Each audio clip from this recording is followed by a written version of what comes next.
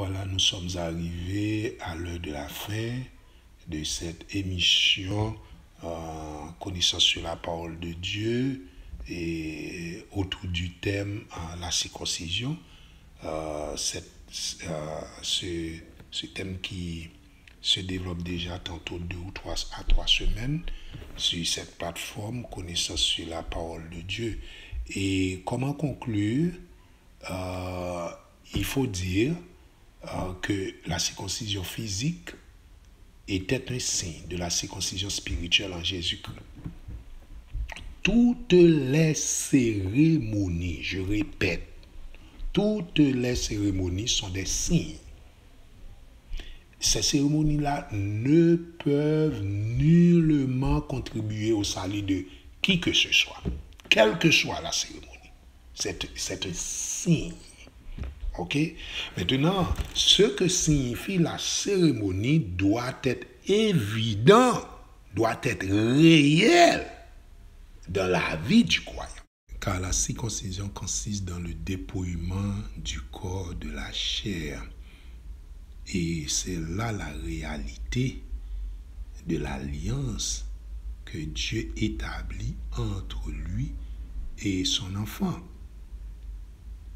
On doit vivre dans une nouveauté de vie, pleinement selon les obligations et exigences de la loi de Dieu, qui nous sommes d'observer et de garder les commandements de Dieu. Voyez, dans une vie obéissante à la parole de Dieu. Et si Christ nous circoncit, eh bien la circoncision sera effectivement réelle, visible dans notre vie.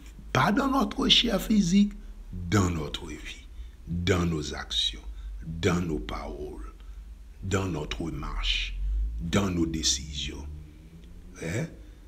Dans tout ce que nous faisons, eh bien, la gloire de Dieu, on doit faire tout pour la gloire de Dieu.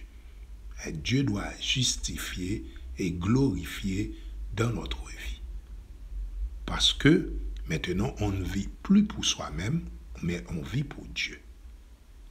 La vie nouvelle, c'est en Jésus-Christ. J'espère que cette émission vous a plu et nous espérons vous retrouver encore pour une autre émission sur le développement de la circoncision d'Abraham et ses enfants, sa famille et tous les étrangers qui se joignent à lui et pour former une race bénie, une race élue de Dieu. Des myriades qui forment le cœur des anges de la montagne de Sion, de la cité du Dieu vivant et de la nouvelle Jérusalem. La nouvelle Jérusalem qui est la Jérusalem d'en haut, de ceux qui sont nés dans un esprit nouveau. Que Dieu vous bénisse, qu'il vous garde, qu'il vous fasse à lui sa face et qu'il vous accorde sa grâce. Et que l'Éternel tourne sa face vers nous et qu'il nous donne la paix. C'est ainsi que Dieu nous demande de bénir ses enfants. Jusqu'à la prochaine émission, restez avec la paix de Dieu. Bye bye.